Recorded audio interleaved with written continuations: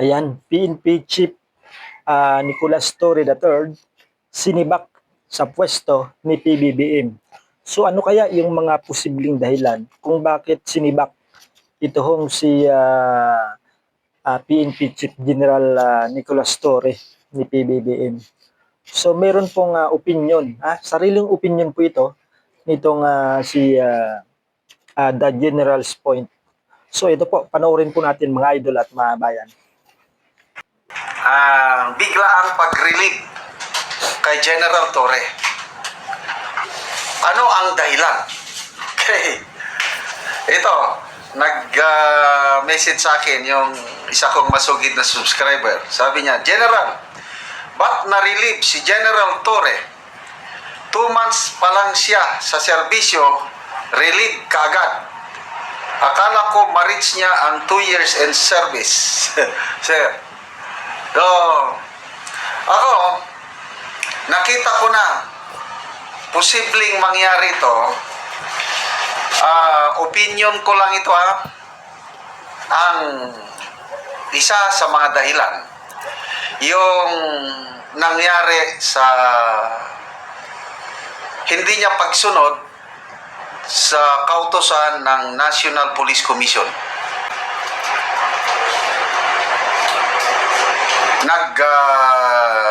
Bilang PNP chief, merong order ng PNP chief, binalasan niya ang mga top PNP officials.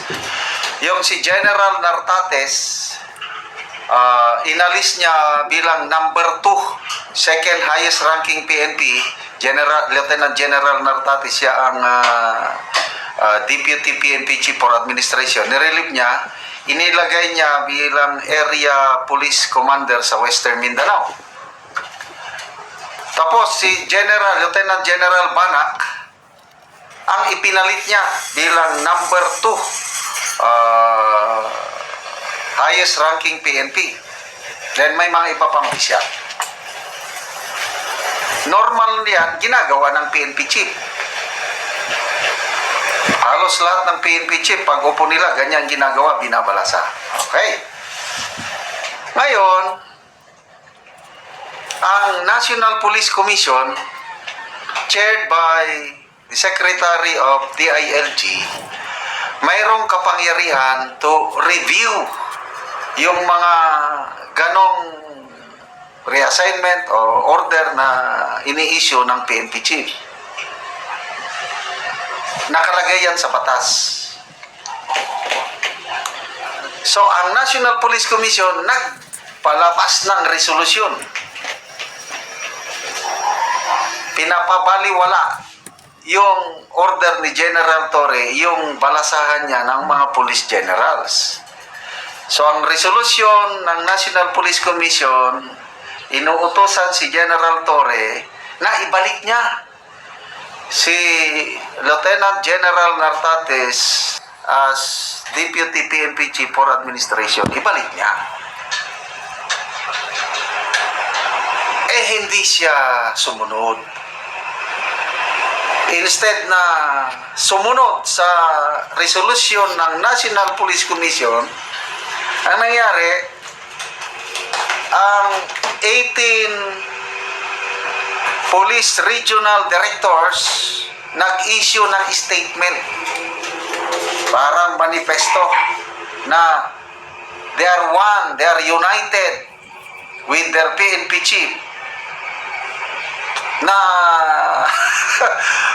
so nagkaroon na ng conflict of anong tawag doon? Turf war ang tawag sa billionaire news channel na unang nagbalita yan. Nagkaroon na ng pangayan ng authority. So alin na, sino na ang masusunod? Ang National Police Commission o ang PNP chief? Yan. Kaya ako, bago lumabas tong balita ito, nag-iisip, ano na kayang nangyari kailan napupursate ko na. Magkakaroon talaga ng banggaan. Sino ang bibigay? Sino ang masusunod? Okay, so, ang decision, presidente. So, ito, analysis ko lang, opinion ko lang ito. Ayaw magpatalo si Secretary.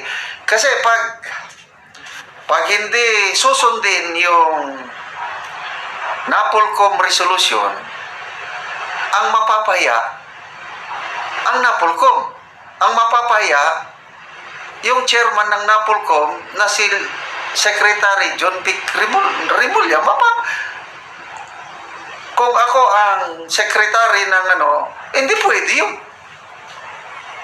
It's either aalis na lang ako as secretary ng aalisin ako or siya ang alis. Dalawa lang yan. Yan ang tingin ko, analysis ko lang ito.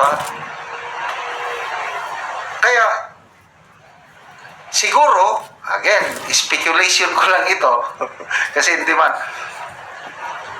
si Secretary Rimulya, ulitin ko, kung ako ang Secretary Rimulya, punta na ako sa Presidente.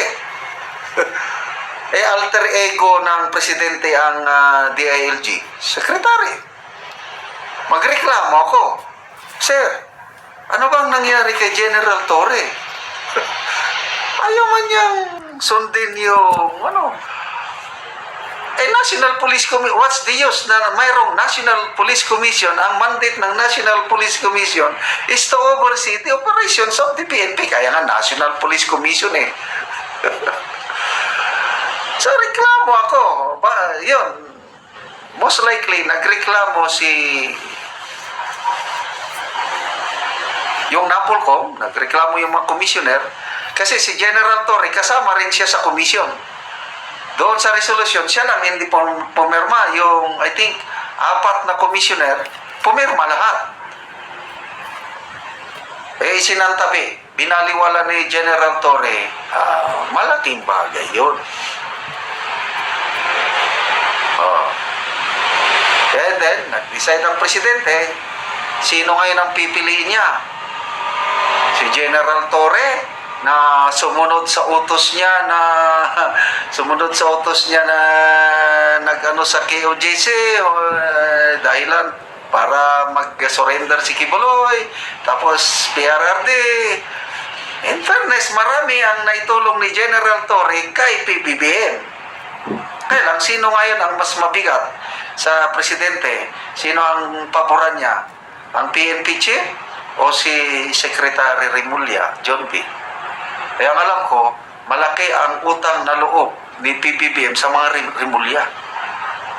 Kasi nung election 2022, ang Cavite, second vote-rich country in the Philippines, next to Cebu. Ang laki ng lamang ng UNITEAM.